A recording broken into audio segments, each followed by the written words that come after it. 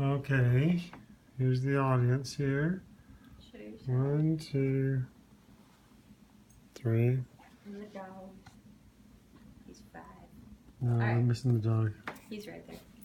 Okay, so in the summer of 2003, an overconfident 2-year-old jumped into a pool without her water wings, and while her mom stepped inside for merely a brief moment to do something. And the 2-year-old, of course, couldn't swim, and she flailed her arms and legs, but she wasn't any match for the deep water. And having inhaled water, the toddler lost consciousness and began to sink just as her mother came outside to watch her daughter go under the water in horror. That little girl was my younger sister, and had my mother not known CPR, my little sister probably wouldn't still be here today, or would have severe problems. So,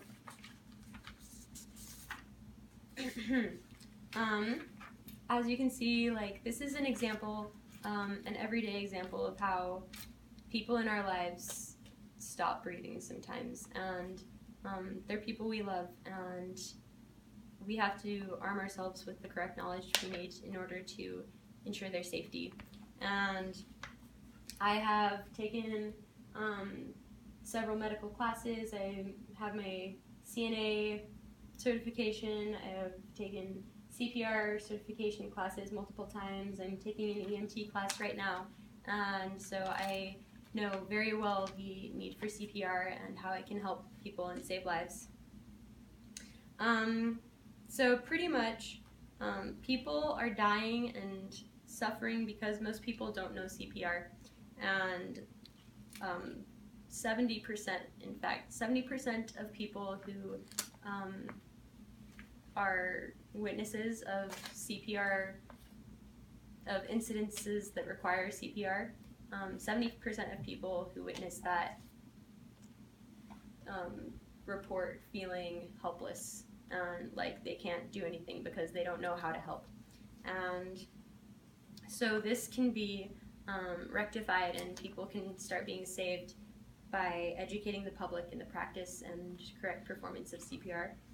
And this would help people a lot, because right now only about 90,000 people are saved every year from CPR, and if people knew how to do CPR, then anywhere between 100 and about 150,000 people would be saved every year by CPR. So the general public should be informed. So, lack of oxygen. Why do we have to learn CPR?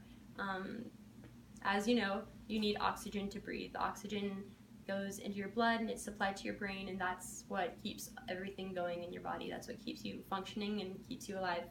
And lack of oxygen can be caused by a lot of different things. It can be caused by asthma attacks, cardiac arrest, arrhythmia, asphyxiation, drowning, electric shock, severe allergic reactions, drug overdose, suffocation, and strokes.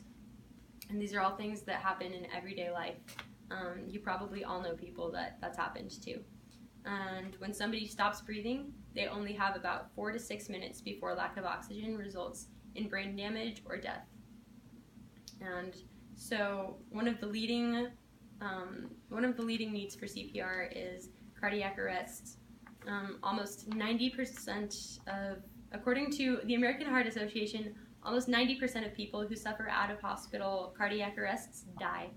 CPR, especially if performed in the first few minutes of cardiac arrest, can double or even triple a person's chance of survival.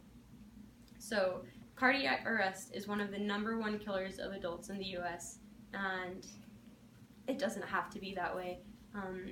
A lot of people in the US, because of obesity problems or genetic issues, suffer heart problems, and that causes cardiac arrest. And so we can't necessarily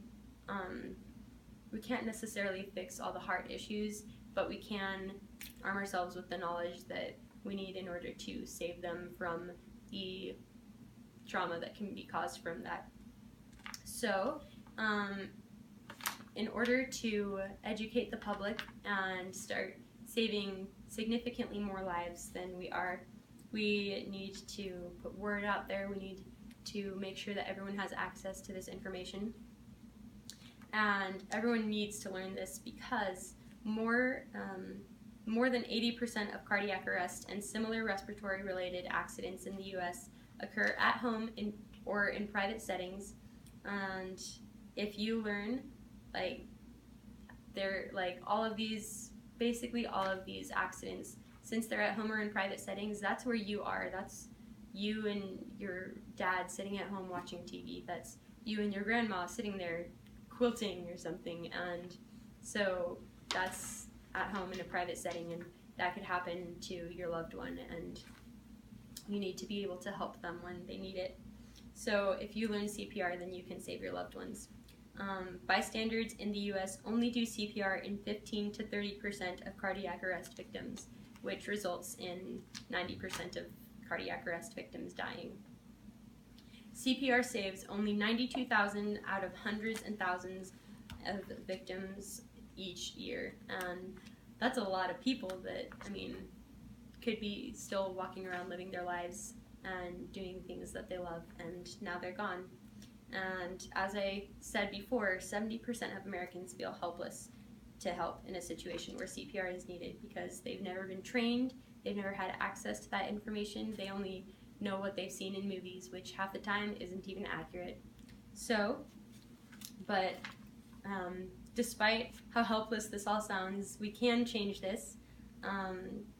There are multiple ways that we could educate the public in CPR. We can have mandatory CPR units in schools and in the workplace, and that is being implemented in lots of schools and workplaces, which is very beneficial, and it's helping out a lot.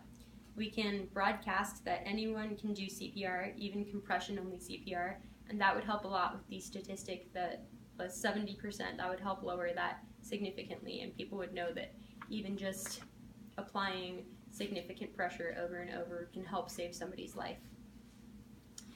We can promote knowledge about Good Samaritan laws. A lot of people report feeling scared to perform CPR because they're worried that if they hurt the person or if the person dies while they're performing CPR, that they can be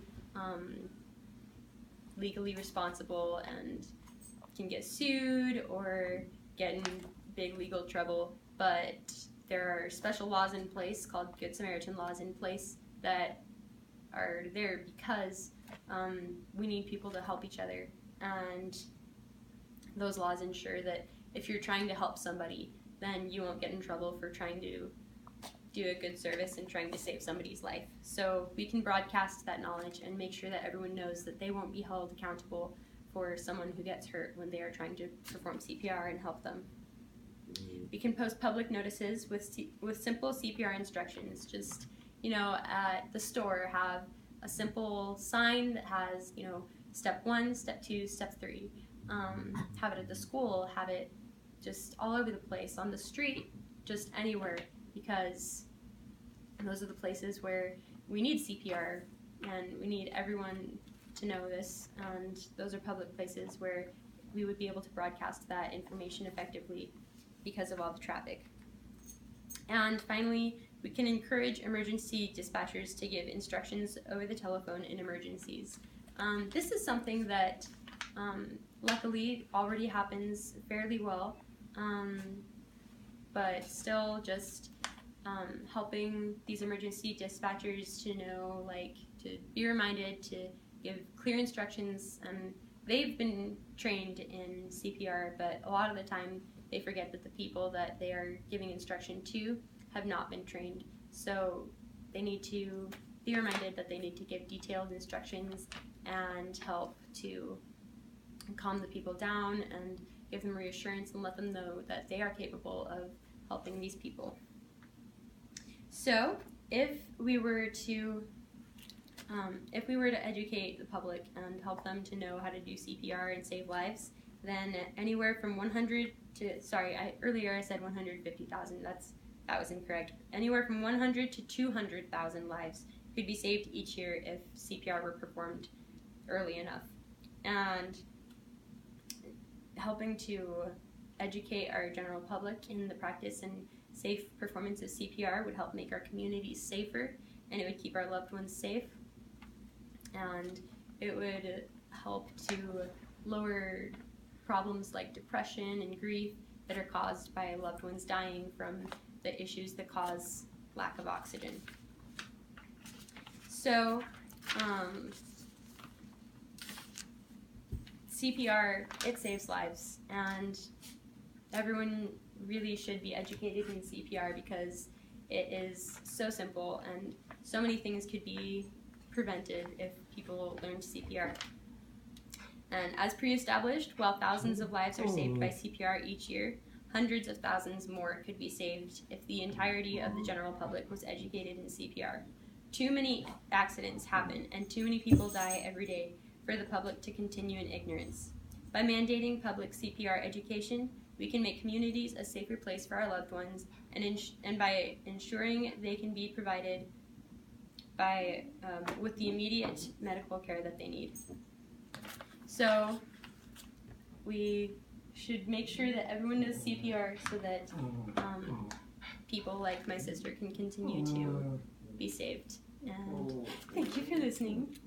And that's the audience. The audience is still here. Show yourself. There they are. They're still here. I'm still here. Hey. Wave to everybody.